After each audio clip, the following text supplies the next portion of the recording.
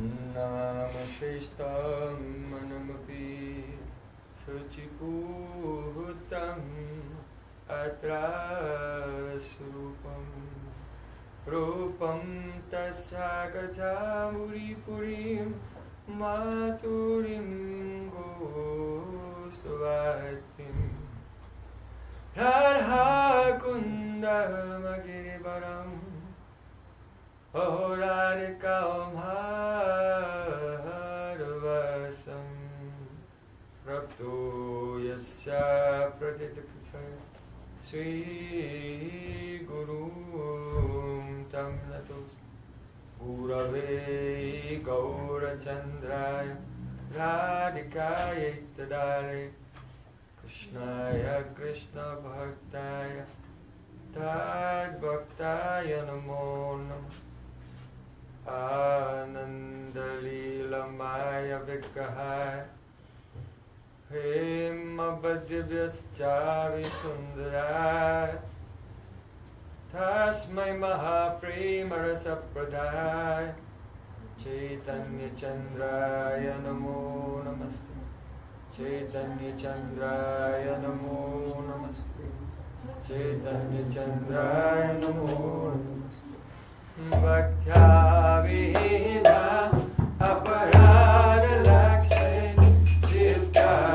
Kamaritarangamani Kripa Maitram Sharanam Prapana Vrinde Namaste Charanarvindam Vrinde Namaste Charanarvindam Govinda Damodara Madhaveti Govinda Damodara Madhaveti Govinda Damodara Madhaveti Govinda Damodara Madhaveti Hey Krishna, Hey Radha, Hey Sageti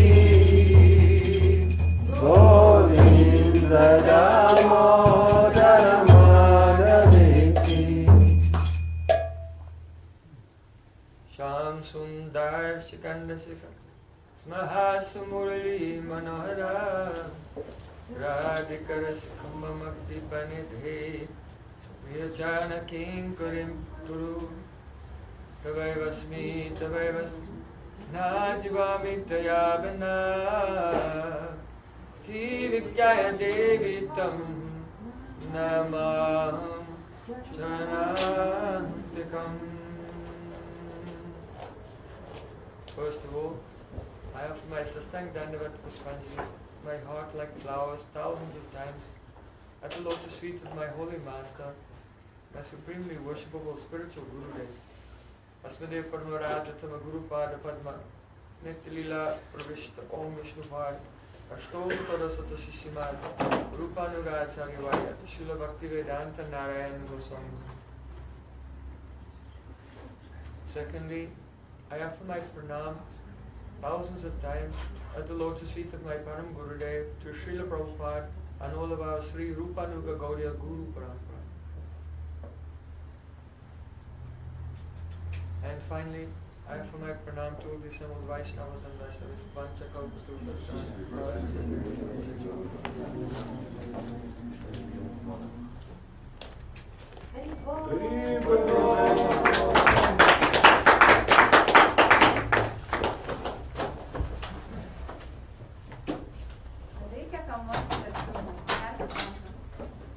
There'll be translation.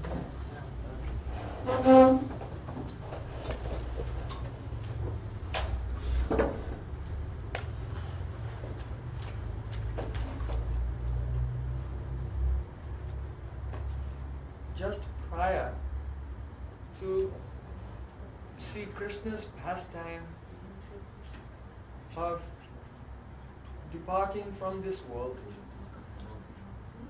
Sri Krishna gave most precise and valuable instruction to his near and dear associate Sri Uddhav. There he said, Aisha buddhimatam buddhi manisha cha manishinam yat satyam anrite neha mache apnoti mamritam.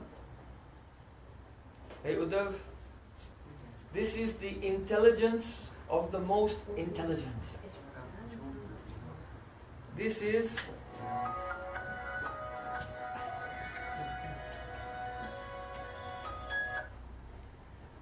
the cleverness of the most clever. What is that?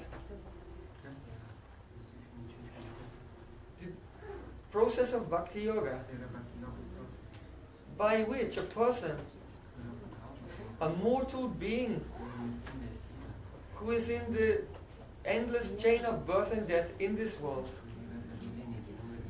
utilizes that which is temporary and unreal in order to gain for himself that which is eternal and real and nectar and actually me. Krishna. So in Srimad Bhagavatam, Sri Krishna is presenting us with the best business plan. You know, usually you have to invest something in this world, and in return you get also something of this world.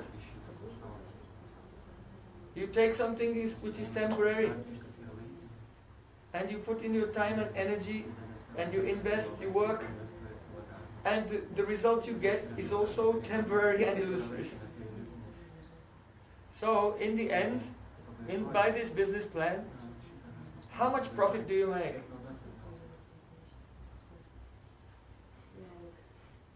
Zero. Nothing. You are left with absolutely nothing. So that is the life of general people. Now see, Krishna is saying, this is the intelligence of the intelligent, the cleverness of the most clever, that they can take that which is temporary and illusory, and in exchange they can attain me.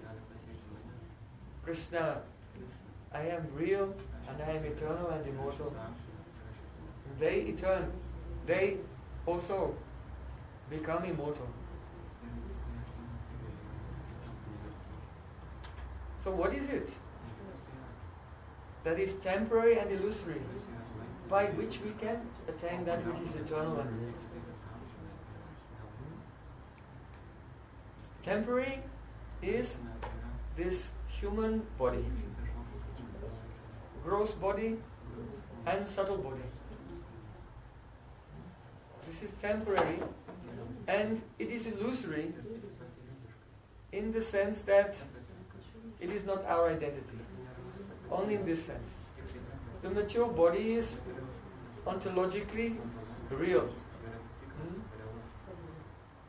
However, our sambandha, the relationship of our soul with this body, is unreal.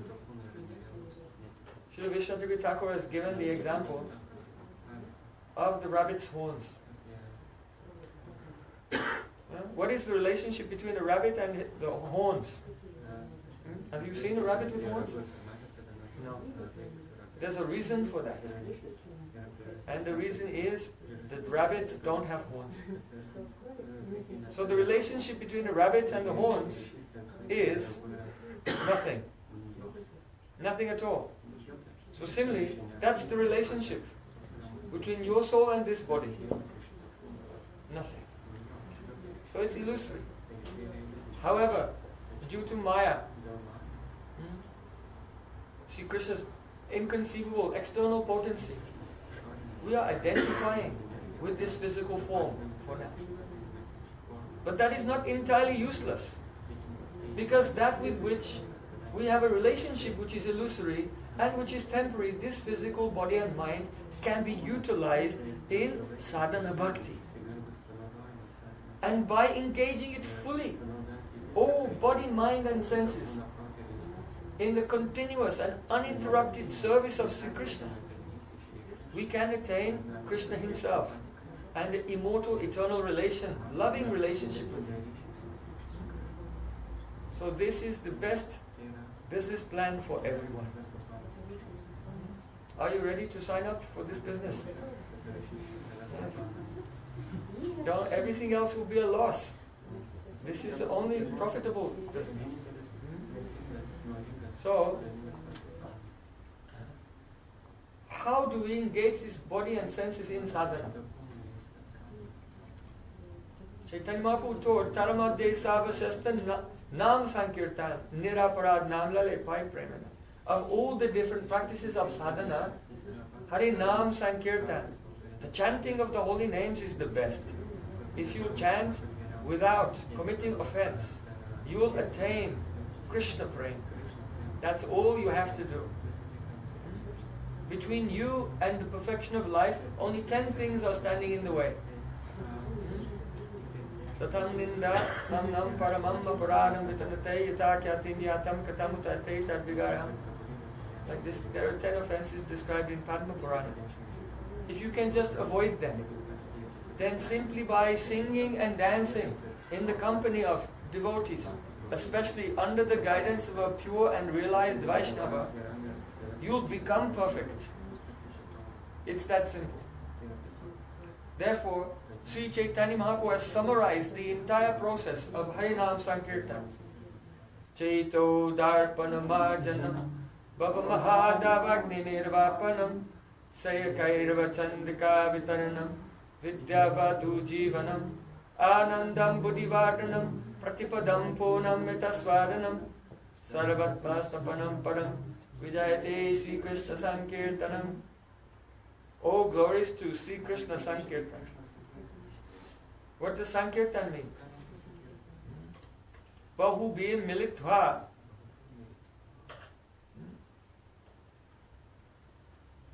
When many persons come together and with joy they sing the names of God, this is called Sankirtan. So this Sankirtan, all devotees singing the holy names together, Srila Jiva Goswami, Sri Bhakti Sandarbha explains, it is more powerful than your personal japa. It will produce the Adbhut Bhav, astonishing, ecstatic realizations come from Nam Sankirtan. And therefore, when Sri Krishna himself came to this world, Apani Karimu Bhakta Bhavayam Hikai, Apani Achari Bhakti Shikamu Sabari, he said, I will take the mood of a devotee and I'll teach everyone how to practice bhakti by my own example. So what did he do?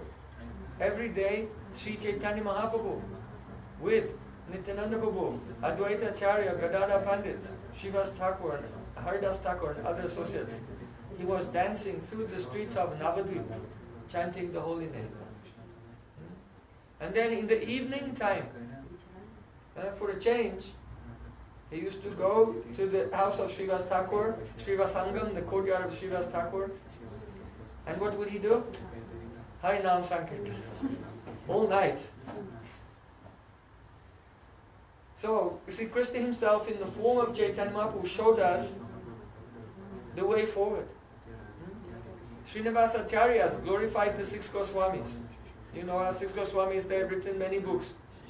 But don't think they were like bookworms. Always like this. In some Goswami Astakam, the first thing he said, Krishnot Kirtana Gana Natana Paro Premamritambo Nidhi. Krishna Utkirtan, singing loudly the holy names. Gana, Natana, dancing. Premamritambo Nidhi. And always immersed in the ocean of prema. So Sankirtan means kirtan with some. Some here means samyak rupain, complete. The complete kirtan. The significance of complete kirtan is the kirtan which is performed without offense, without anartha. with Sambandha Gyan, understanding the relationship between Atma and the Supreme Lord, and in Sadhu Sangha. So when Kirtan is performed without offense, without anartha, with Sambandha Gyan, understanding the relationship between Jiva, Brahma and Maya, and in Sadhu Sangha, that is called Sarvato Bhavain Kirtan, or Sam Kirtan, the Kirtan which is complete. The sense in which it is complete, Sri Chaitanya Mahaprabhu said, Nava Vida Bhakti Nama Hoite Hoi. Nava Vida Bhakti Purna Nama Hoite Hoi. Means that even though there are 9 types of bhakti, Shravanam, Kirtanam, Smaranam, Archanam, Vandanam, Dasyam, Sakyam, Atma Nivedanam, or we can say 64 angas of bhakti.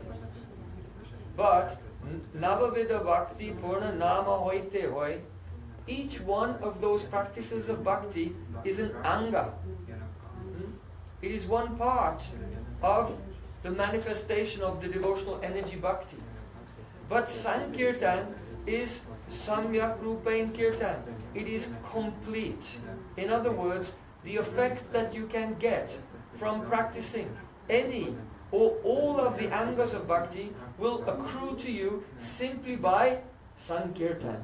And therefore, it is complete. It is a complete process. It is an independent process. It does not depend on any other activity for its perfection. It does not depend on your being learned, on your being wealthy, on your being healthy or young or whatever caste or creed or anything at all. It is Sankirtan, the complete anga of bhakti. This is what Sri Chaitanya Mahaprabhu is teaching in his Sri Shastaka. So, this Sankirtan has 7 wonderful effects, beginning with Chaito Darpana Marjana. It cleanses the mirror of the Chitta. Chitta. So, immediately when we hear Chaito Darpana Marjanam, then 4 questions arise. 1, what is Chitta? 2, why is Chitta like a mirror? 3, if this mirror needs to be cleaned, what is the dirt which is on the mirror? And 4, how is it that this mirror becomes cleansed by Harinam Sankirtan? Understand? So, Chaito Darpana Marjana, this phrase, it raises these 4 questions. What are the 4 questions? I'm just checking to make sure no one's sleeping. What are the 4 questions? What is Chitta? What is Chitta then? Why is it compared to a mirror? Yes, then? What is the dirt? Yes, then? And how is it that this dirt is cleansed away by this complete and perfect process of chanting? So we want to explore these points one by one today. First of all, what is Chitta? In Srimad Bhagavatam, in the 2nd canto, you see several descriptions of the universal form and the way in which this universe is created by Mahavishnu, Garbhadakashay Vishnu and Kirdakashay Vishnu.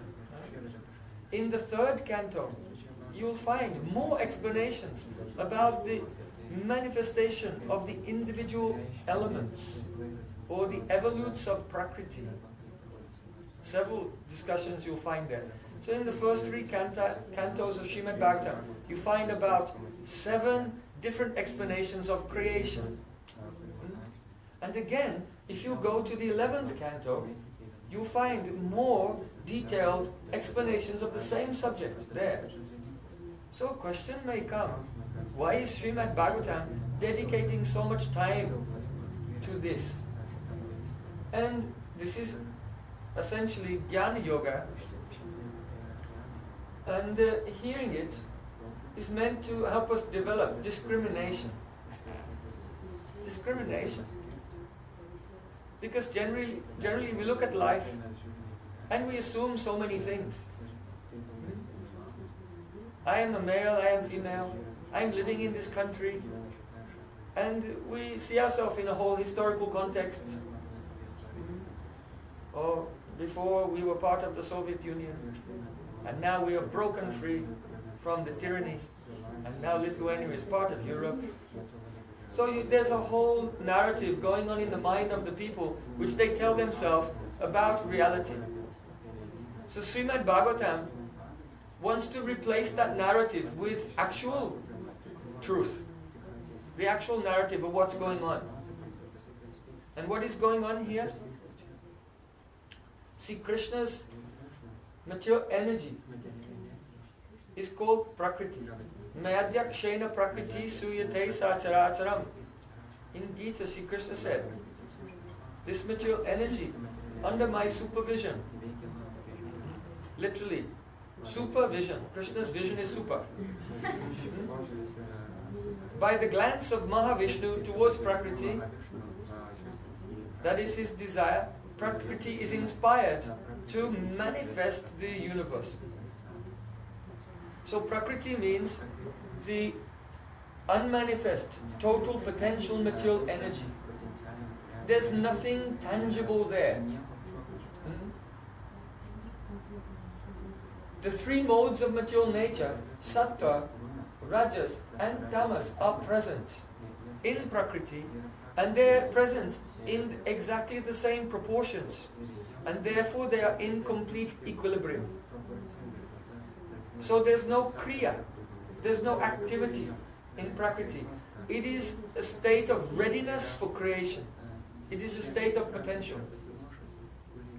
So, by the glance of the Lord, which carries the power of time, then the equilibrium of Prakriti is broken. And when the equilibrium of Prakriti is broken, the first element manifests. And the first element is called Mahat Tattva. Mahat. It is a Tattva, the first element, Mahat Tattva. And it is, of all the mature elements, the most extremely sattvic element.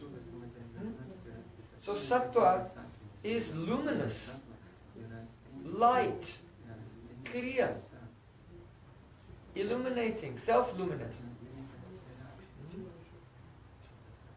Very fine, very responsive. Then Rajas appears.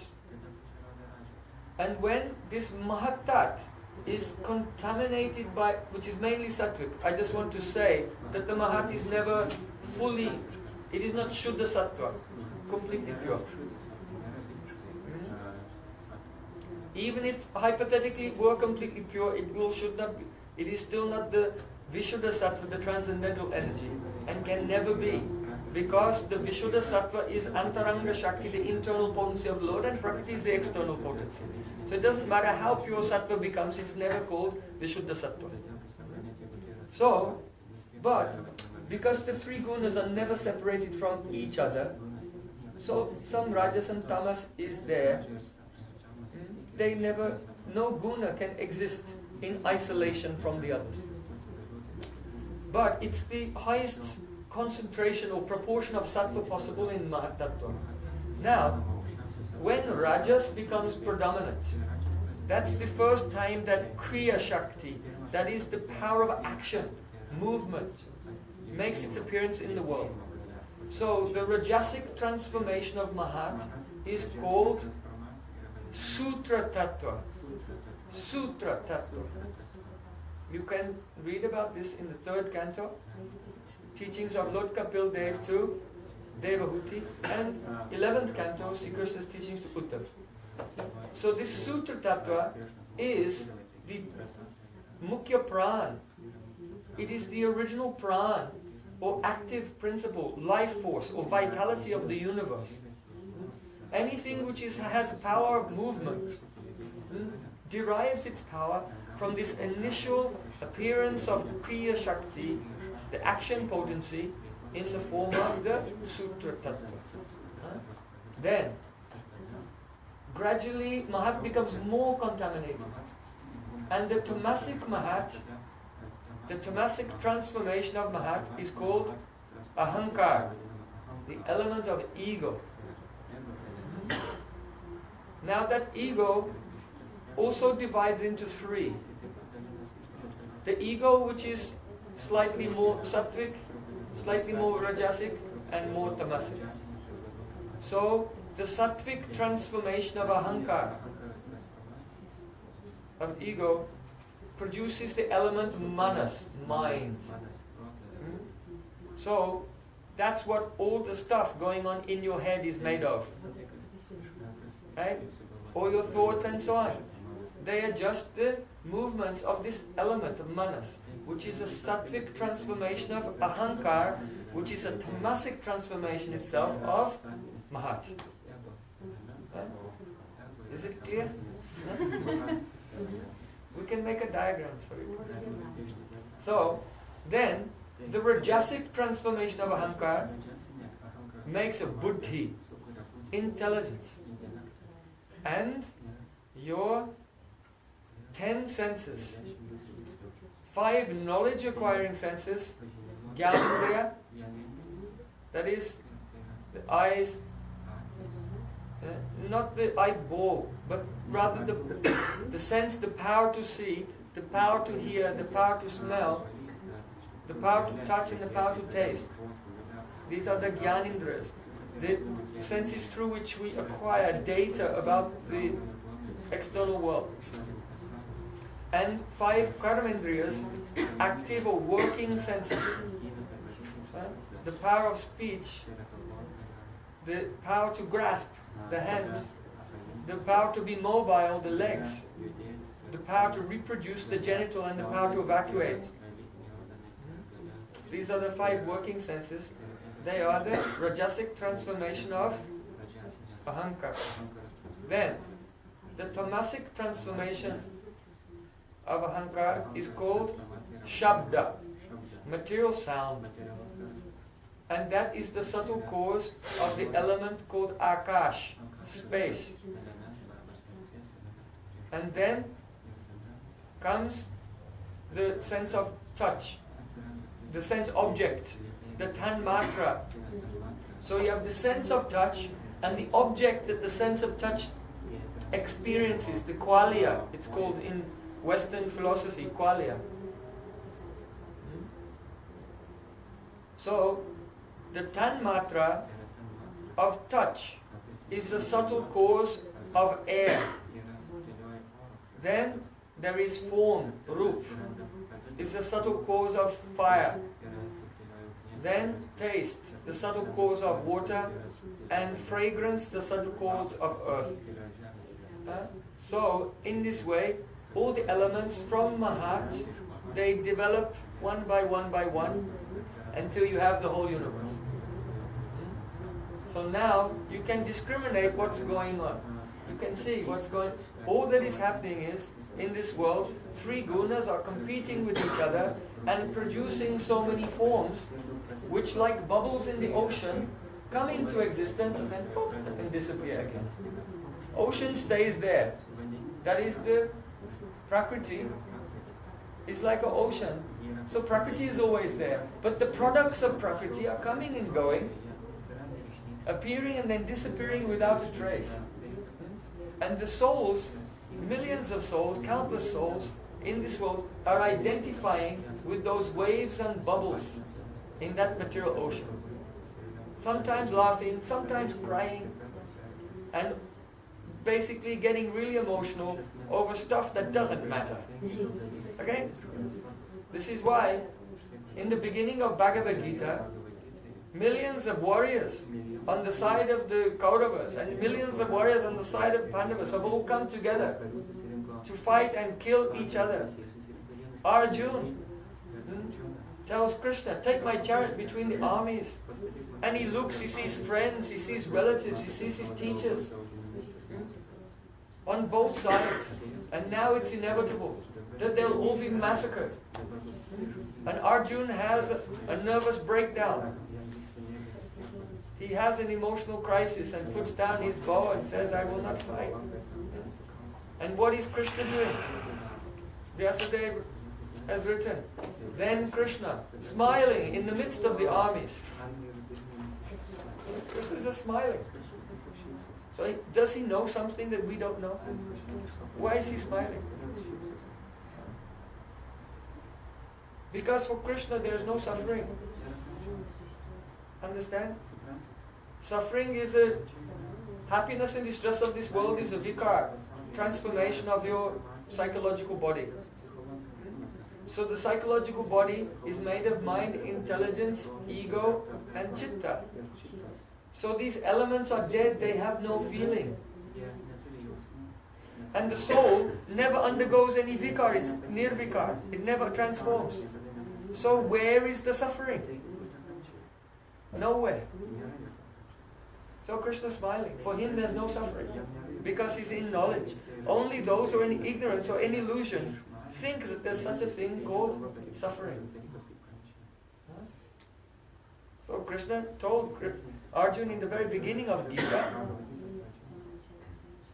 Asocha and Anvasocha stam pragyavadang chabasase gatasun agatasun cha nanu sochanti pandita. Hey Arjuna, you are speaking very learned words, but you are lamenting for what is not worthy of grief. Because a pandit, a wise person, never laments for the living or the dead. When you win the lottery, it does not feel happiness. And when you are dying slowly because your house is burning down, it does not feel any sadness. Pandit, this is a pandit, a learned person. But because of our uncontrolled mind, we are projecting onto this movement of the material ocean. Though we are Atma, though we are transcendental, though we are never actually in bondage. Soul is vimuktasya, always in a liberated state. The soul cannot be in bondage. But due to ignorance, we think that we are in bondage.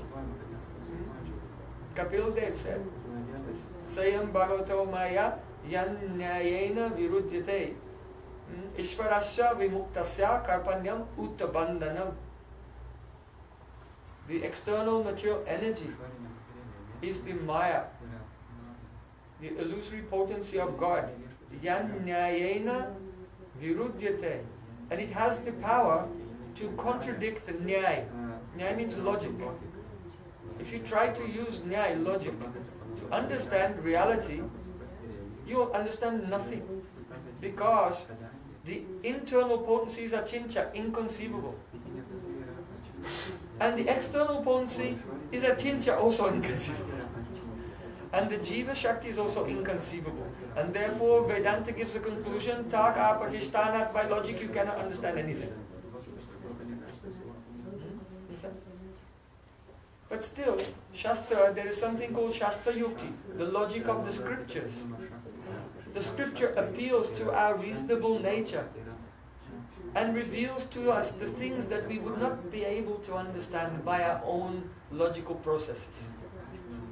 So in this sense, in the beginning, to be rational and try to understand what the scriptures are telling us is extremely helpful in the beginning. So, where are we? We are discussing the elements of the universe. Now, the first element, the potential and sattvic energy, is called Chitta. Mahat. Yes. Now, all of these elements are in your body. You know, earth is in your body, water is in your body, fire is in your body, digesting your food and so on. Mind, intelligence, ego, everything. So, there is a portion of Mahat, which is part of your Shukshma Shriya, subtle body. Your subtle body, Shukshma Shriya, has mind, intelligence, ego, and Mahat. So, the portion of Mahat, which is part of your subtle body, which is part of the covering of your soul, that is called Chitta. So Chitta and Mahat is the same. Only when it's in the universe, it's called Mahat, and that portion of that which is part of your psychological body is called Chitta. Understand? If you lost at any point, or if you have a question, you can raise your hand. Because I want everyone to be on the same page. No one should be lost or left behind. We can all go on this journey together to Goloka Vrindavan. We don't want to leave anyone behind. So this is the Chitta. So we have to know what are the functions of Chitta.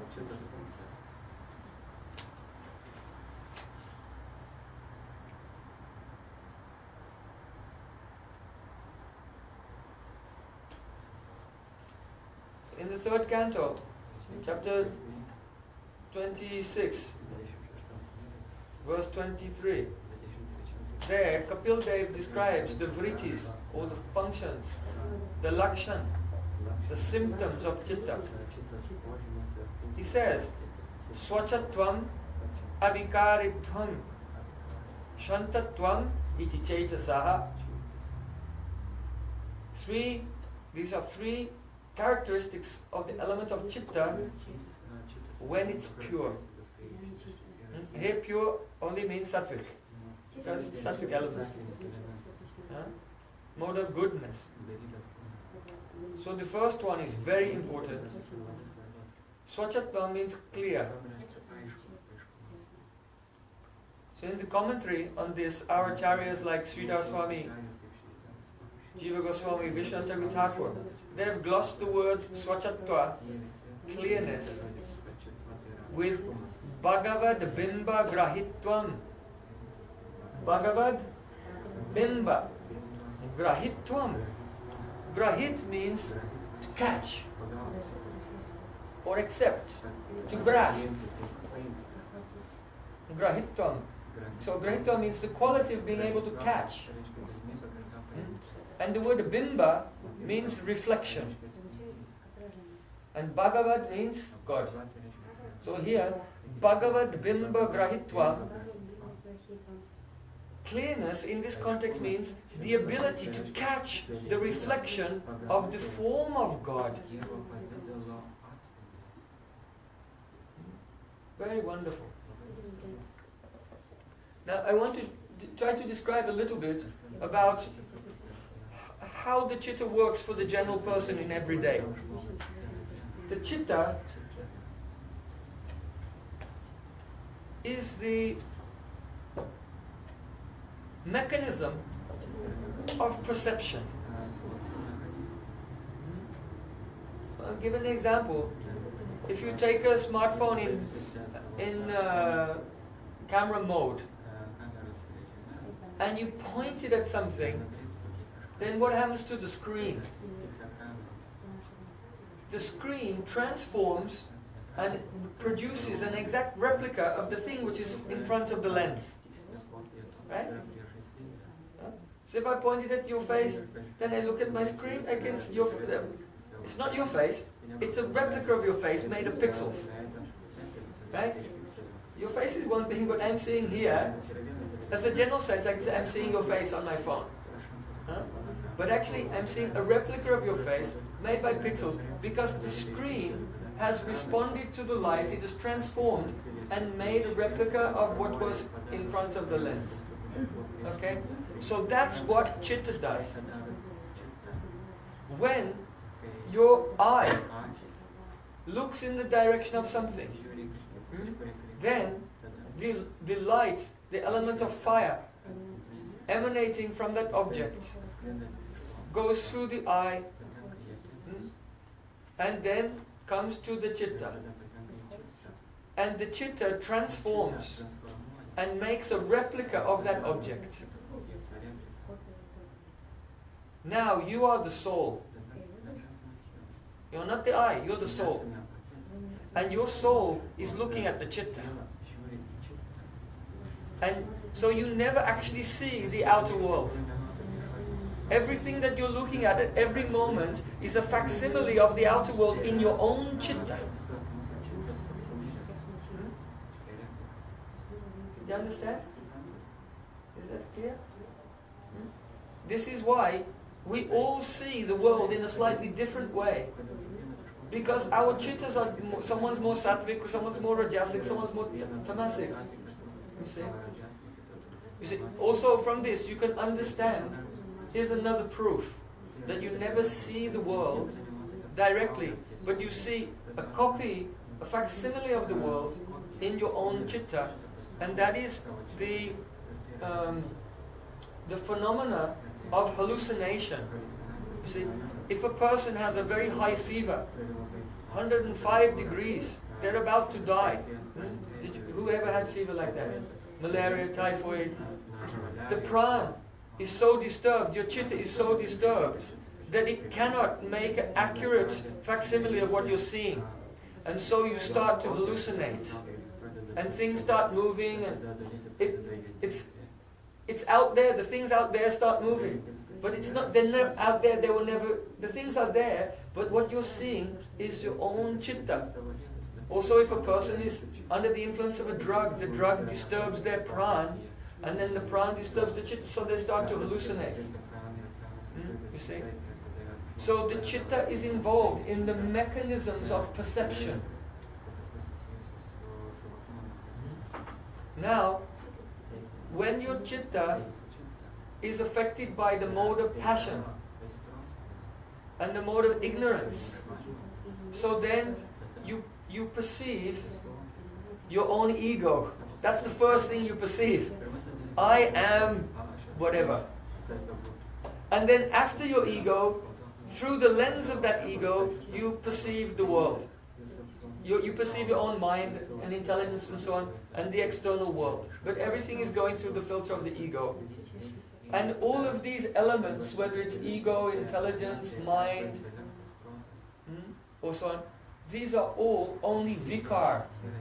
That is called vikar, transformations of chitta, caused by the mode of passion and ignorance.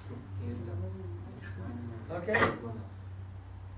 Your ego, your intelligence, and your mind, they're all transformations of that chitta in a contaminated state. You see? Just if you have milk, you can turn it into yogurt. And you turn the yogurt, you can turn it into butter, and then you can melt that and make ghee, like that. So just as from one substance, milk, the other substances, yogurt, butter, and ghee come. So from the one substance, your chitta, came your ego, your intelligence, and your mind. Like that. They're just different stages of contaminated chitta. So this answers the question, what is the dirt on the mirror of the chitta? Contaminated chitta is your ego, your intelligence, and your mind.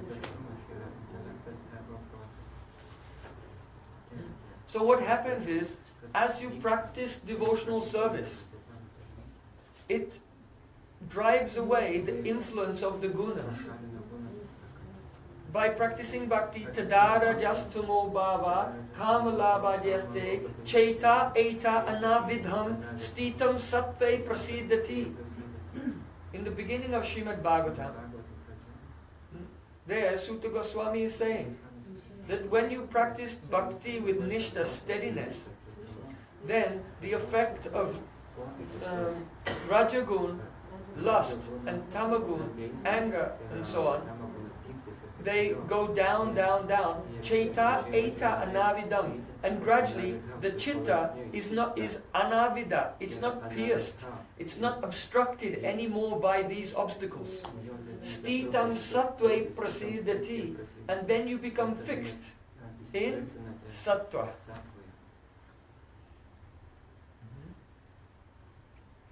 So,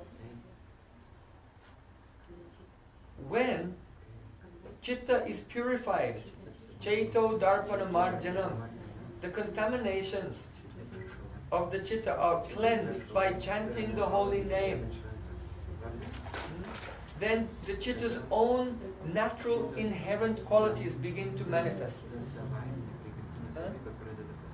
Instead of just becoming a medium for perception of the world and the medium by which we have a worldly ego, identity and so on. It comes into its natural state. It's not oscillating anymore. I also want to say, when we speak about contamination, the contamination is not like taking some trash and throwing it in your room. You take your dustbin and someone throws it in your room and it's full of trash.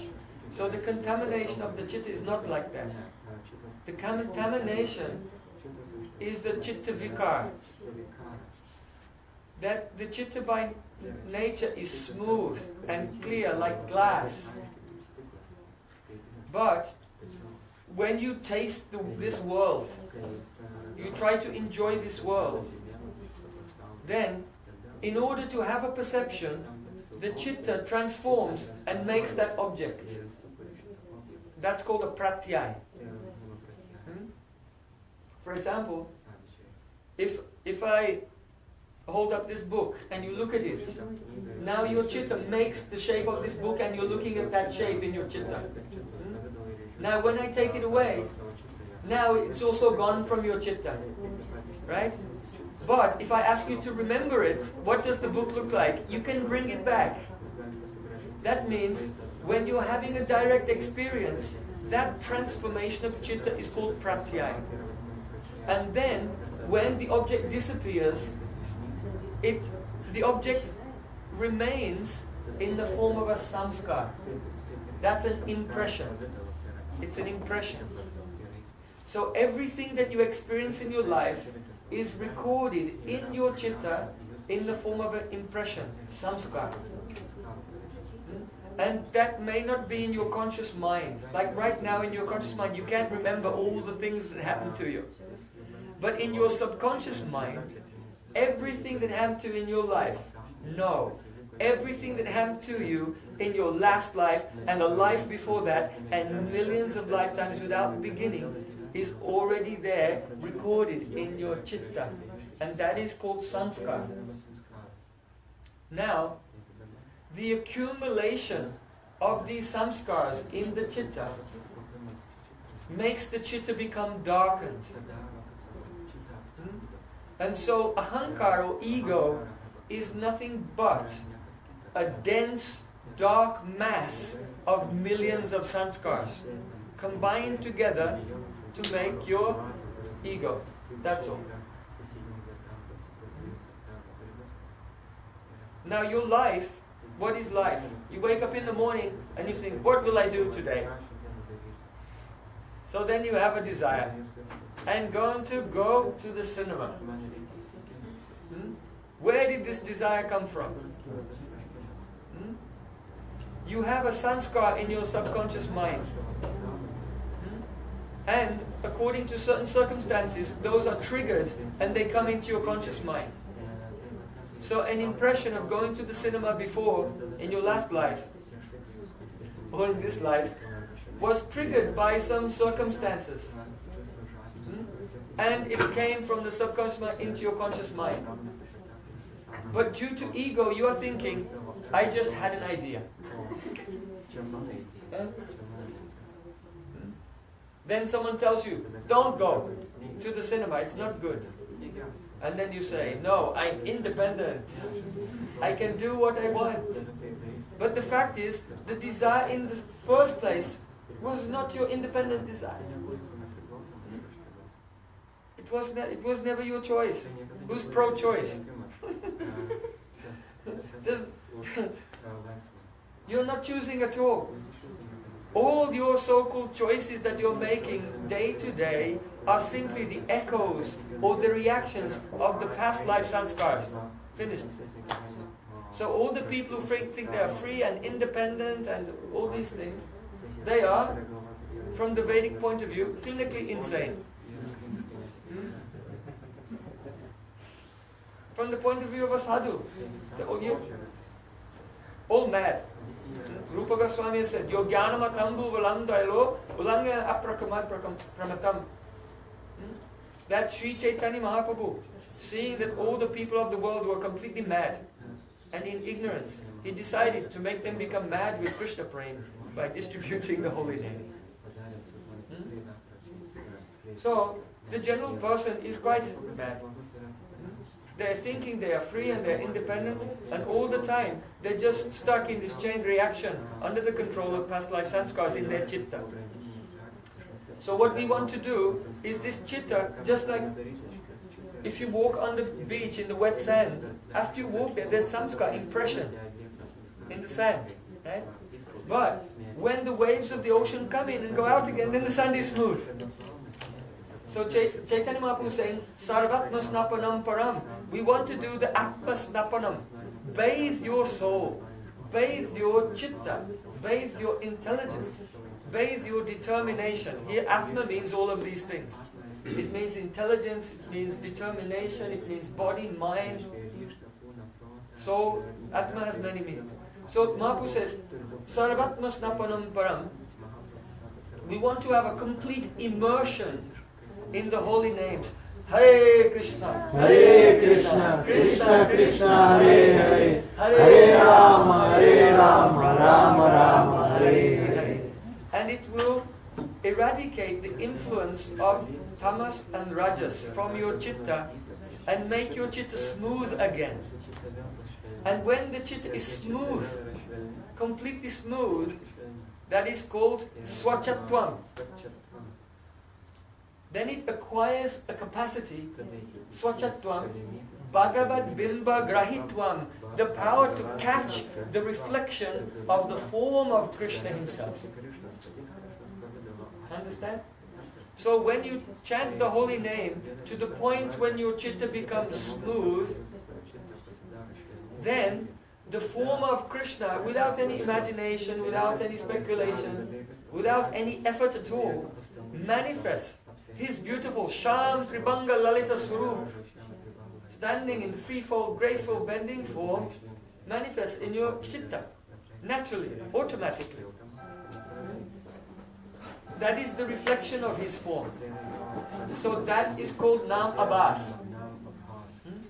When the Abhas of Sri Krishna is reflected in your purified chitta, by chanting without offense, that means chanting Nam Abhas, then you have this internal perception.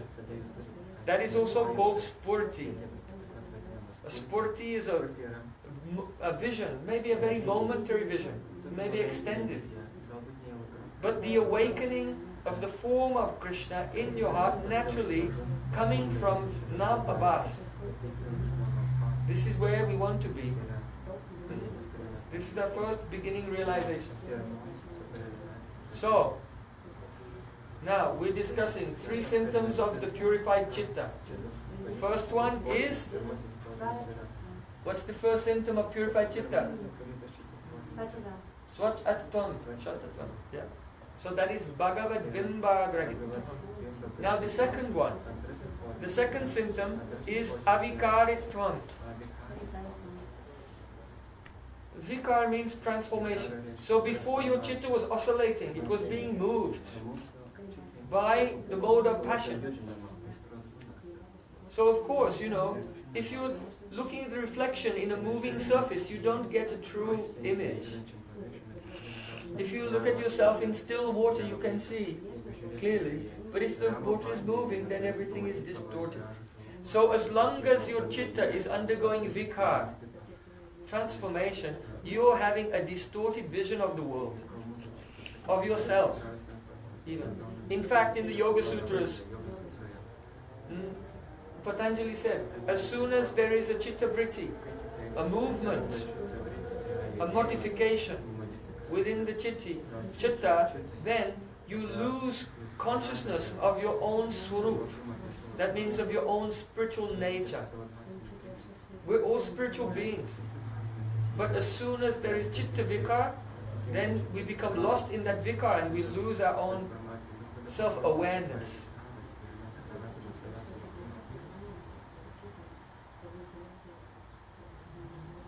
Vritti swarupyam itaratra.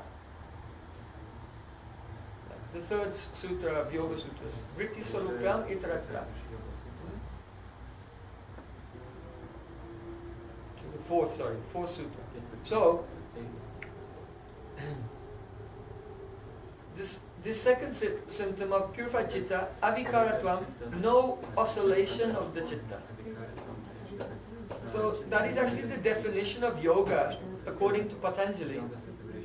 Yogas chitta vritti nirodhaha. Yoga means the complete cessation of modifications of the chitta. That's Patanjali's definition. That is for us in the path of bhakti, an aspect of the definition, but not the complete definition. The complete definition of yoga for us is the cessation of modifications of the chitta, which is a side effect of focusing the chitta on the lotus feet of Krishna. Actually. Because this cleansing of the chitta takes place automatically simply by turning the attention to Krishna. And the reason for that is that the only reason the chitta is oscillating is because we have turned our attention away from Krishna. In other words, the cause of our material existence is simply vimukata, indifference. We're just indifferent to Krishna. We're not attentive to Krishna. Don't care about Krishna. We know Krishna's okay. You have a deity, put him on a shelf in a box, he'll be fine. Don't forget to feed yourself, wash yourself, bathe yourself, dress yourself. But Krishna, he is fine. Right? So this is vimukata, indifference to Krishna. This indifference to Krishna is the cause of all the oscillations of the chitta. It's the cause of our material experience. Therefore Chaitanya Mahaprabhu taught Sanatana Goswami, Krishna boli se jiva anadir bahimukh, because the jiva is bahimukh or vimukh, inattentive to Krishna. Therefore, atayeva maya tari diya samsara dukh. Therefore, Maya is inflicting all the various problems of material life. So, the second symptom of the pure chitta is avikaratvam, the condition of being without modification. Now, our acharyas have also glossed that, given synonyms for this, avikaratvam. It means lai vikshep adi rohita. Lai means laziness. That is caused by mode of ignorance. And vikshep means distraction. Adi means etc. All the byproducts of distraction. So, and Rohita means without. So, lai vikshep adi rohita. Without the inertia or dullness of mind and of tamas, and without the unsteady, flickering nature, distracted state of mind coming from rajas, etc. Therefore, to be free from vikshep rahita, free from distraction, that is called ekagrata, one-pointedness. One-pointedness. So there are two things, they are the correlative terms. Ekagrata, one-pointed. And vikshep, going all over the place. Distraction. So either your attention is focused or it's jumping here and there. Like a grasshopper. Going from Facebook to email. Like this, going to this thing, that thing, like that. So the general people today, they're very much in a state of vikshep, distraction. Very difficult for them to concentrate. The clinical term is attention deficit disorder. Okay? The inability to focus your attention. So the opposite of vikshep or distraction is ekagrata. Eka means one and agra means point. Ekagrata, one-pointedness. In the end of Bhagavad Gita, Krishna said to Arjun, "Hey Arjun, have you listened to this instruction, ekagra chittaikragra, with one-pointed chitta?" Right, in the end of chapter 18.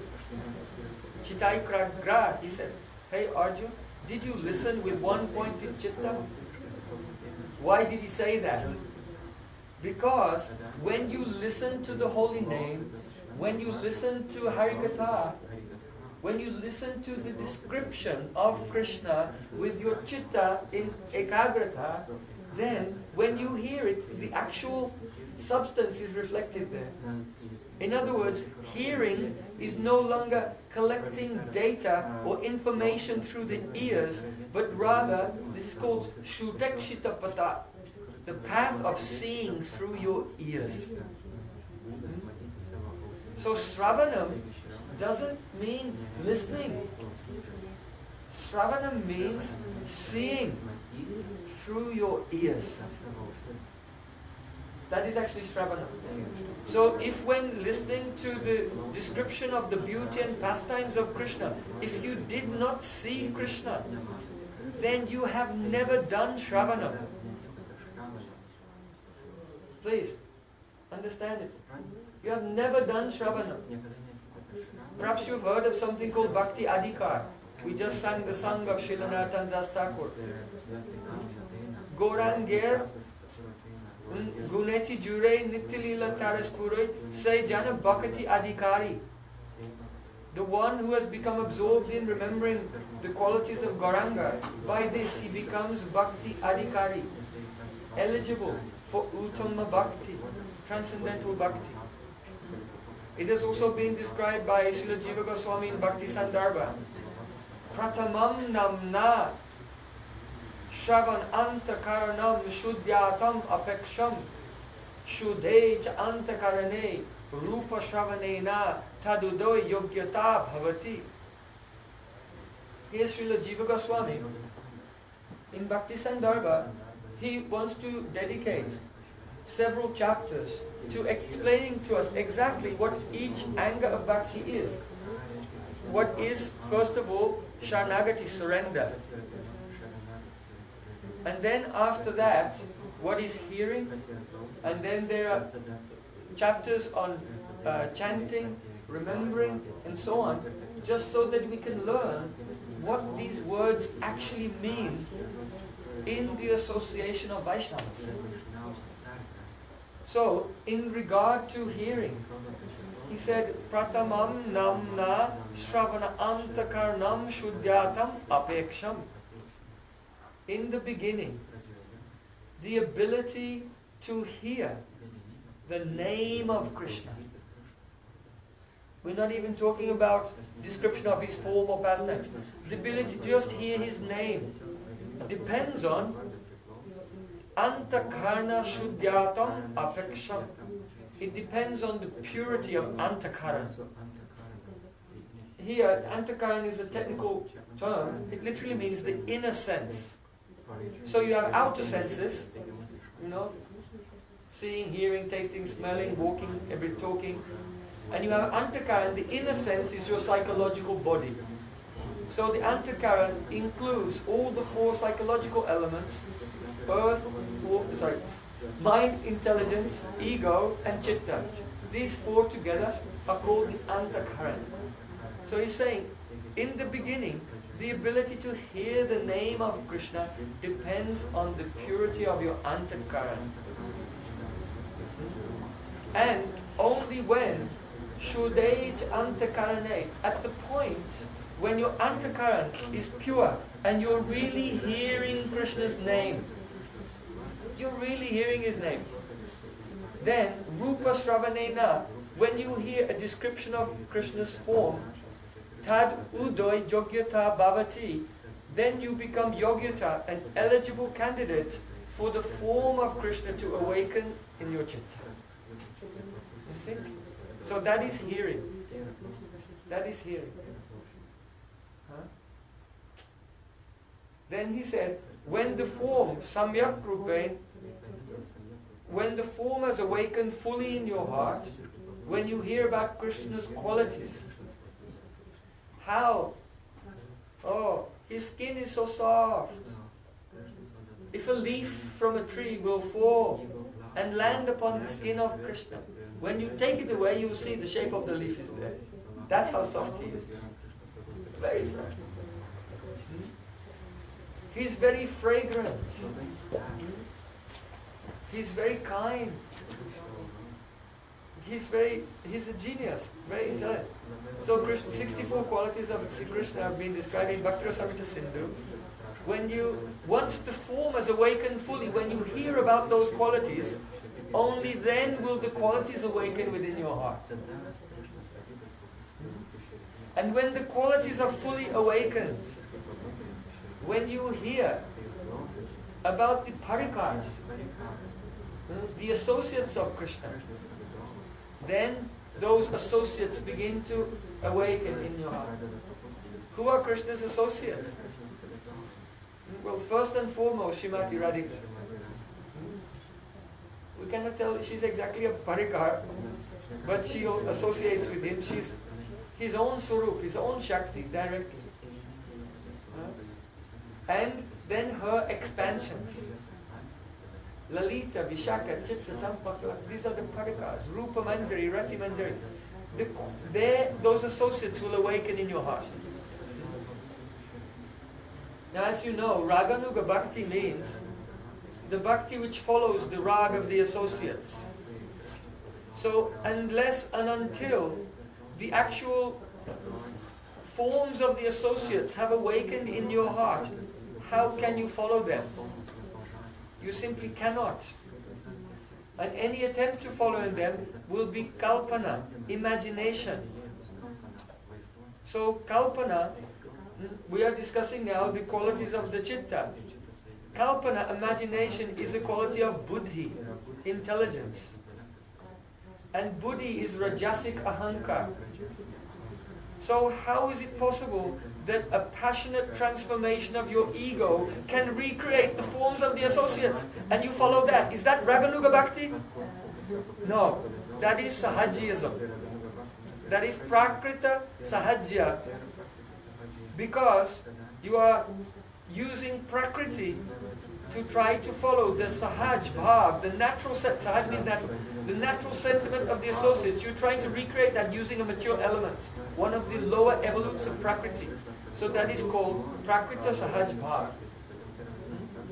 So I'm telling you these things so that you can develop your Vivek, Tattva Vivek, to deliberate, to discriminate between actual Bhakti, pure Bhakti, and Vida Bhakti, Bhakti which is vitiated and contaminated, and the imitation of the real thing, which will actually cause you to become more and more lusty, angry, thirsty, hungry, and attached to this world.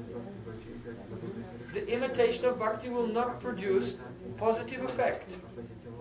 So, therefore, Rupa Goswami said, Tan nama rupa charitadi sukirtananu smrityo kramena rasana manasi niyoja tishtan braje taranuragi jananugami kalannayat akilam ityupadesha saram.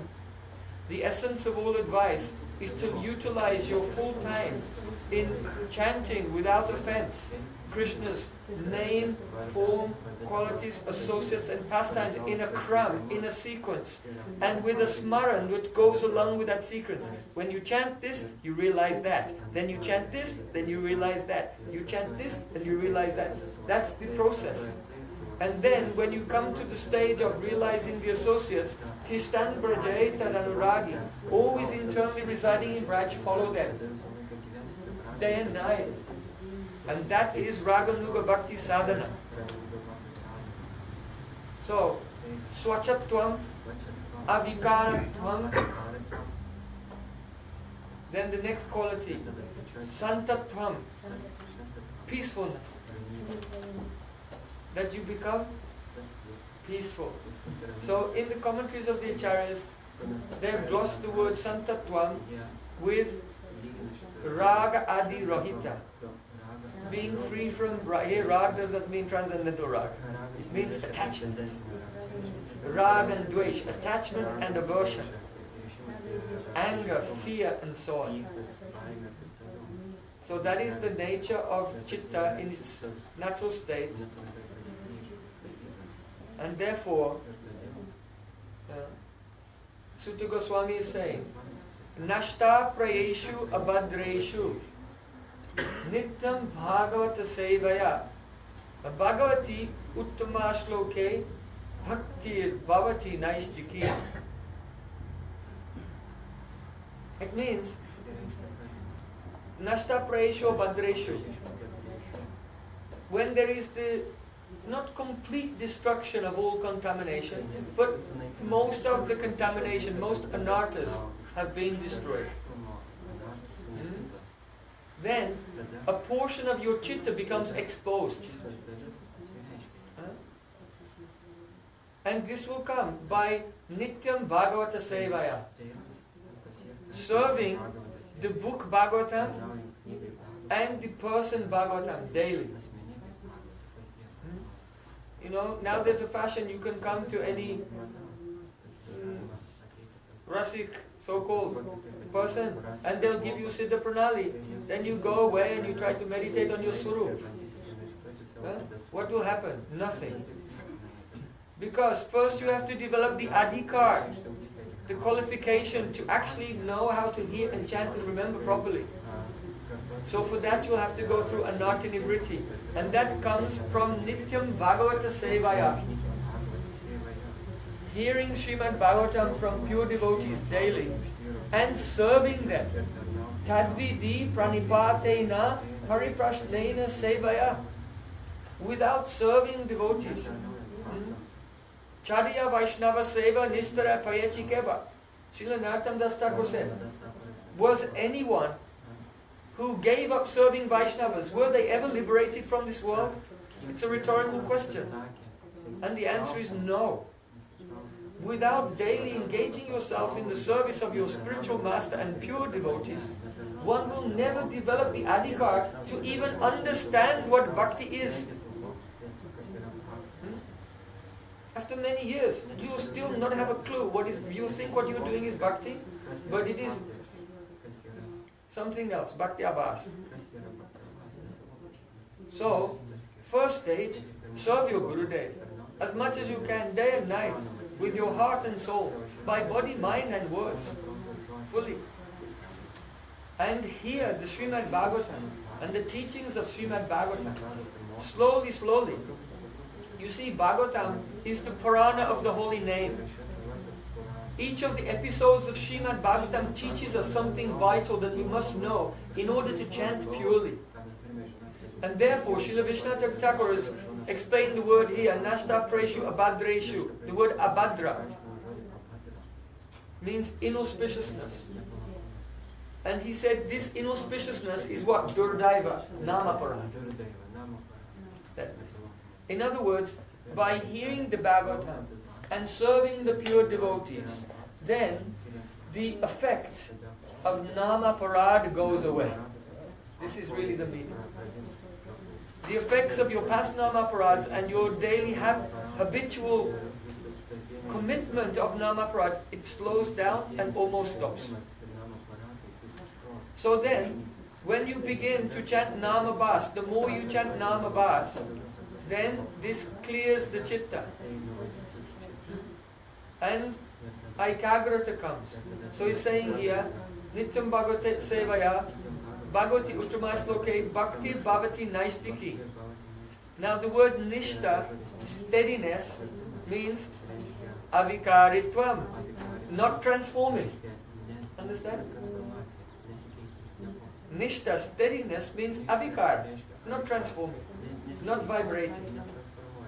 Or Nishta, Srila Vishwanath Thakur glosses the word Nishta with the word Chittaikagra, Ekagrata, one-pointedness of the chitta.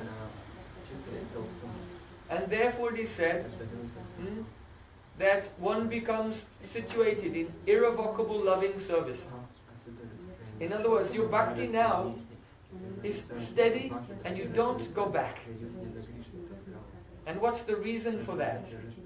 Because when you get Aikagrata Chitta, there is Bhagavat Bimba Grahitva, you actually have an internal experience of Krishna. Now you're connected.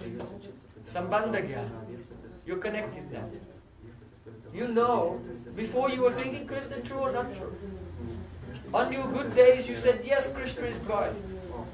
But on those days where things were not going so well, and you drank a few cups of cappuccino, then your mind was oscillating. Then you are thinking, is Krishna really God or not? Should I use my time to chant the holy name, or should I use my time to invest in Maya and get zero returns, doing material activities? You see? The doubts, some say doubts come.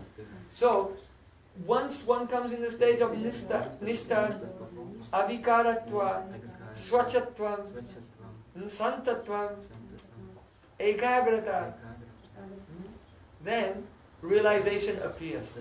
And as soon as you catch a little realization, then you know, Krishna is my Supreme Lord. Krishna in Vrindavan. He is the son of Madhya Yashoda. He is my most beloved. Parna Vallabha, Gopi Janna Vallabha, Girivaradhari, Kunj Bihari. And he is beyond this material world. And my eternal relationship is with him and not with anyone or anything else. So then when you continue to serve with nishta, then ruchi comes, taste. Bhakti becomes very, very flavorful. Understand? Then devotees relishing so much. Like our Prabodhananda Saraswati Thakur. He's sitting in the forest of Vrindavan and weeping. Radha Karavachita Pallava Vallarike Radha Padanka Vilasan Madarastalike Radha Yasho Mukaramataka Gavalike Radha Vihar Vipine Ramatam Manome. Oh my dear mind, Ramatam Manome, always constantly take pleasure. Radha Vihara Vipine, in the forest, which is the playing place of the loving pastimes of Shrimati Radha. Radha Karavatita Pallava Vallarike. That Vrindavan, transcendental Vrindavan, is filled with Kalpa Vriksha, desire trees. They're blossoming with the most fragrant and colorful divine flowers. Cannot imagine how it is. It looks as if the trees, some of them are made of camphor. Some of them are made of crystals. Jewels are growing there. So beautiful. And creepers, vines are hanging from them. And flowers. And Radhika herself, Radha Karavachita Pallava Vallarike, with her beautiful soft reddish lotus hand, she's picking the flowers. When she touches the creepers, then their creepers shiver in ecstasy. So when the ruchi comes, devotee begins to see the beauty of the spiritual world and becomes attached, asakti. Then the chitta melts completely. Before, the chitta was only a reflection place, still. But when Shuddha Sattva comes very intensely, then the heart melts and becomes one with the vritti of Swarup Shakti. So Shuddha Sattva Visheshatma Prema Suryam Susamyabhak Ruchi Vis Chitta Masranya Kridaso Bhav, that is the state of Bhav. These are the stages the devotee goes through. Radha Padanka Vilasan Madhurastalike. That Vrindavan is a place which is marked with the beautiful footprints of Srimati Radha. You know, how wonderful is that? When the demigods come to this earth, have you ever seen an Apsara? Or a Charana? Or a Gandharva? So, when they come, then their feet don't touch the ground. Because they're not human. It would be below their station to touch the ground with their feet. Because then they would be like these pathetic mortal human beings. So they don't do that. But Radhika, being the Purna Shakti, the supreme, complete energy of the Supreme Lord. Radha Padanka Vilasan Madhurastali, her feet are touching the Krishna. Why? Because Radha Krishna Leela is Naravat, human-like. Just like cowherd persons in a village. How beautiful. That is Madhur Leela. Sweet human-like pastime. So her feet are touching the ground and leaving the footprints with the impressions of the marks on the sole of her feet. You know, Krishna has 19 marks on the sole of his feet. Radhika has 21. So Srila Prabodhananda Saraswati is thinking of the dust of Vrindavan and seeing the beautiful footprints of Radhika. Radha Yasho Mukarmata Kagavalike, and the birds in the trees. They're singing the glories of Radhika. Especially, they sing in a Panchama Swa, in the fifth note. Sa-re-ga-ma pa-pa-pa. The cuckoo birds sing in the fifth note the glories of Srimati Radhika. I will not explain the meaning, it's too confidential. Very deep and beautiful. When the devotee in this stage of bhav is chanting a verse like this, then the verse opens. This is called Mantramaya Upasana. When you chant the holy name and then stop for a moment and then recite a verse, then you continue to chant the holy name, but by the power of the holy name, the deep meaning of that verse is beginning to manifest itself to you. This is called Mantramaya Upasana. When it reveals to you a pastime in one place, in one location, ekastiti, then this is called Mantramaya Upasana.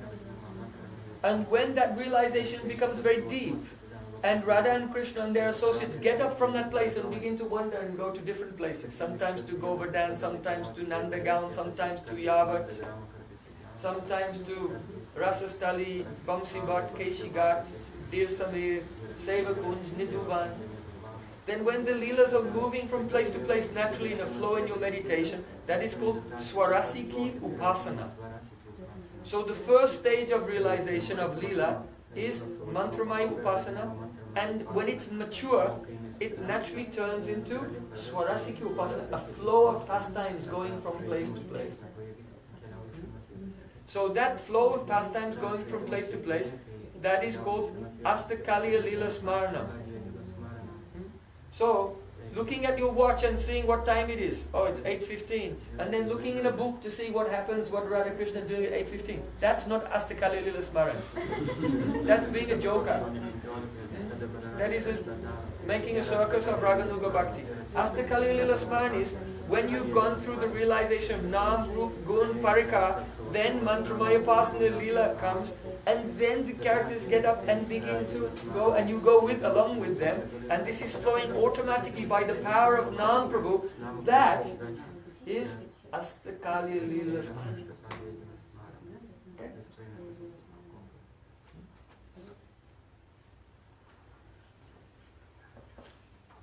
Radha Karavati Chapallava Valarike. Why is Radharani picking flowers? Why? It is so full of nectar. First of all, you should know that the trees are all desire trees. So anything you want, they can give you. So Radhika is picking flowers to make a garland. But she could just say, oh desire tree, please give me a garland, and boom, the garland would appear. But because in Braja there are sweet human-like pastimes, she's picking the flowers with her own hand, selecting them. Oh, which one is very nice? Radharani knows how to pick flowers. She has very high standards. If a flower has been tasted by a bumblebee, she will not pick that flower. Because the bumblebee will come and then play there and scatter the pollen on the inside. So if she sees a flower with the pollen scattered, no, this is not that flower. One which is not being tasted. These are the best. If Krishna will come and give Radharani flowers, she'll look at them, oh, bring ones which are not tasted by them. Then Krishna, please forgive me. And he'll go outside again to find the ones which are up to Radharani's exacting standard. Radha Karava Chitta Pallava Vallarike. Radharani is picking flowers to do puja of Suryadev, the sun god. Why? Because the sun god will bless her that her husband will become wealthy and healthy and prosperous. This is the external excuse. But the real reason she's going to the forest to pick flowers, the real reason she's pretending that she wants to worship the sun god, is because she's hoping that out there deep in the forest, she may catch a glimpse of Sri Krishna. This is called Parakya Bhav. Radharani is married to Abhimanyu. So her love with Krishna is completely secret. Therefore, Radha Karavachita Pallava Vallari, Radharani is picking flowers, is this word, this sentence, is saturated with Parakya Rasa. That Radhika's love is so powerful, she's willing to transgress all the boundaries of Dharma and risk her life and happiness in this life and future lives and go to hell even, just for a chance to secretly meet with Krishna. When we hear the poetry of our acharyas, the rasa is not in the words, but in the implication of the words. Radha Karavachita Pallava Vallarike. Actually, Radhika was not even picking flowers. She was just wandering in the forest, hoping to see Krishna. Then why is she picking flowers? Because when she was wandering with her friends, Rupa Manjari, Rati Manjari, her maid servants, glancing, she noticed in the distance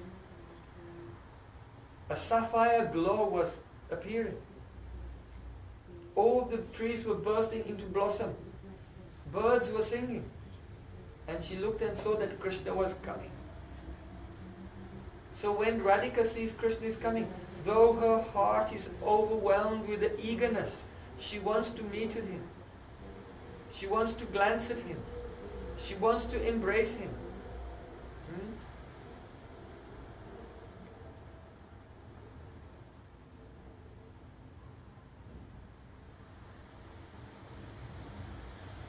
But something happens inside that stops her, that checks her. What is that? Dampatya bhava ekatra sathurapyanurakta slesha vikshadi nirodha man uchate. Man means the crookedness of the heart suddenly appears when one desires to see your beloved, to embrace your beloved, to talk with your beloved, but an obstacle, internal emotional obstacle appears and stops you from doing that. And therefore, when Radhika sees Krishna, she tells her friends, Krishna's coming, everyone ignore him, and she turns around and starts to pick flowers. Radha Karavachita Pallava Vallari. Only one line. Radharani is picking flowers. We're telling only one line. But what is there? Harakya Rasa. Radhika's man is there. Radhika's eagerness is there. And how? Seeing Krishna, she tells her Sakya, everyone ignore him. And they begin. Radhika's picking flowers. Rupa Manjari is behind holding a basket, and Radhika's putting the flowers in the basket that Rupa Manjari is holding. Radha Karavachita Pallava Vallarika. Why is she ignoring him? This man is a seva. It's pleasing to Krishna. Because Krishna is very eager to meet with her, but if she'll make obstacles, this will increase his eagerness more and more. Man is one kind of separation. So nabi navi pralambena sambhoga pushtimashnute. Without separation, then the joy of meeting cannot be increased to its highest point. So for Radhika to ignore Krishna is actually pure bhakti, devotional service, because it's ultimately pleasing to Krishna, increasing the joy of meeting that will come afterwards. So then Krishna comes close by. Oh, who are you stealing my flowers? Radhika, no one ignores him. And Rupa Manjari is watching and seeing how Krishna is asking questions and Radhika said, no one. And cutting his words, frustrating him. Then Krishna turned to Rupa Manjari and said, what have you got there in that basket? I want to see how many flowers you have stolen. Then Krishna tries to put his hand in the basket and Radhika's maidservant puts the basket behind her back. So not want to be defeated, Krishna is bigger and his arms are longer, so he can reach to the basket around both sides of Rupa Manjari at the same time. So then Krishna goes to try to take the flowers from the basket with both hands, standing in front and putting his arms.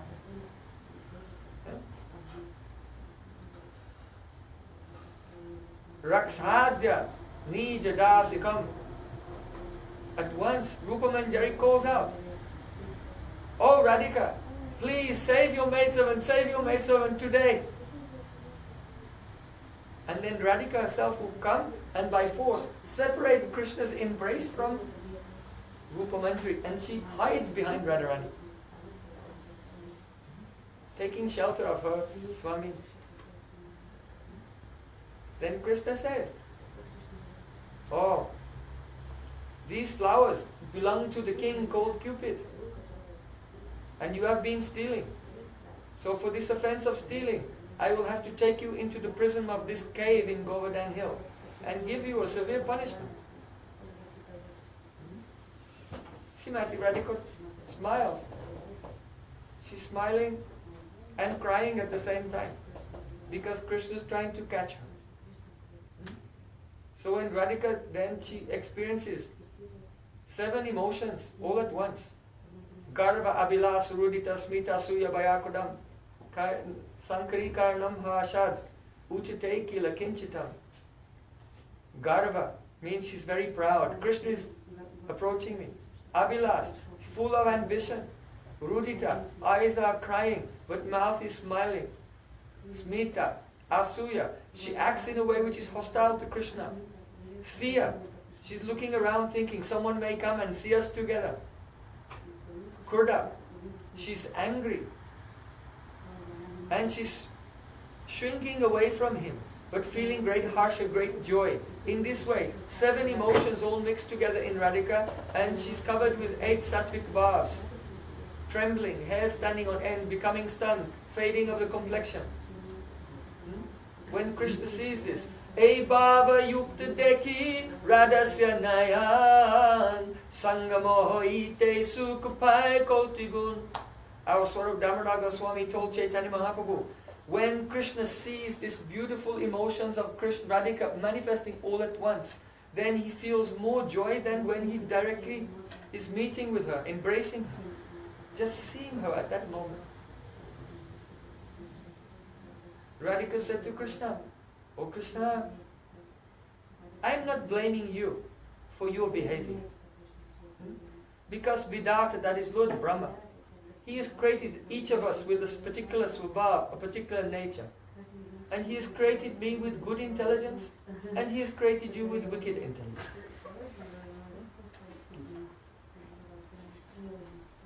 Rupa Manjari is watching and laughing. As Radhika's quarreling, this is called Ukti Pratyukti. If Krishna will say something, Radhika gives a reply very quickly. Krishna will speak a reply, Radhika will reply again very quickly. This is one anubhav, vachik anubhav.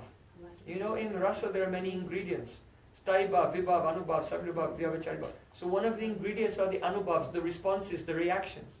So this quarrel of Radha and Krishna is actually one of the rasa samagri ingredients of transcendental mellow. In the end, Radhika, she cannot check Krishna, and they will play in the beautiful caves of Govardhan. Pramadam madana leela kandare kandare te rachayati navayuna dandaman spindamandam iti kila kalanatam lagna kastadvayorme nija nikata nivasam dehi govardhanatam nija nikata nivasam dehi govardhanatam. Raghunath Das Goswami Pad is saying, O Giriraj Govardhan, in each of the beautiful caves, Radha and Krishna are playing their pastimes together, and you are the witness of that. Because you have seen their beautiful Leela, therefore you can bless me that I may also have darshan of such pastimes of Radha and Krishna. O Giriraj Govardhan, please give me a residence at your side. So when the devotee, his chitta is clean, and gradually, the name, form, qualities, associates of Krishna are appearing, then that devotee becomes attracted to one of those associates. That devotee may feel, oh, I wish I could be there carrying a basket for Radhika. When she's picking the flowers, that I'll keep the flowers in the basket. And if Krishna will try to get, I'll hide them from him. And if he'll try to embrace me, though all the gopis of Vrindavan, they are worshipping Katyayani to get Krishna's embrace. When I get Krishna's embrace, I will vehemently protest. No, no, no. Seeing this mood, if a devotee feels, yes, I want to attain that, then they meditate on that devotee. So that is the first step of Raganuga sadhana. Krishnam smaram janam chasya prastam nija samihitam tatat kathar taschaso koryat basam brajay sada. You know, Raganuga Bhakti has, there are two verses by Rupa Goswami.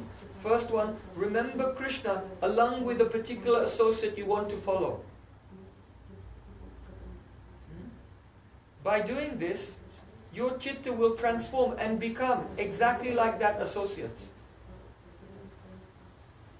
And when your chitta has transformed and become like that associate, by focusing your remembrance upon them, your meditation upon them, that is called your Siddha Deha. Then the next verse comes, Seva sadaka rupena siddha rupena chatrahi tad bhava lipsuna karya brajaloka anusarata. The advanced aspect of Raganuga Bhakti is performed by serving in the antas chintit abhista tat seva yog seva upayogi dehina, the body which is manifested in your meditation naturally through absorption in one of the associates and serving in that body. So it is not kalpana, it is not imagination. It is not the rajasic transformation of your ego. It is something beyond that. So first of all, take shelter of your spiritual master and follow all the rules and regulations of Vaidhi Bhakti very carefully, and engage yourself in the service of your spiritual master and qualified Vaishnavas. And here, slowly, purification will take place, anartha ritual will take place, then Nishta will come. When Nishta comes, realization will begin to open, beginning with the Roop of Krishna. Actually, Naam and Roop. So how this takes place, we'll discuss tomorrow. We want to go more elaborately into the internal psychological aspects of Raganuga Bhakti, and with some examples as we've discussed today, giving the examples of Srila Prabodhananda Saraswati, Srila Rupa Goswami, Srila Raghunath Das Goswami. Gaur Premanande. So now, does everyone understand what is Chitta? And why it's like a mirror? And what is the dirt? And how does this dirt become cleansed? These were the 4 topics. Chaito Darpanamadina. This we want to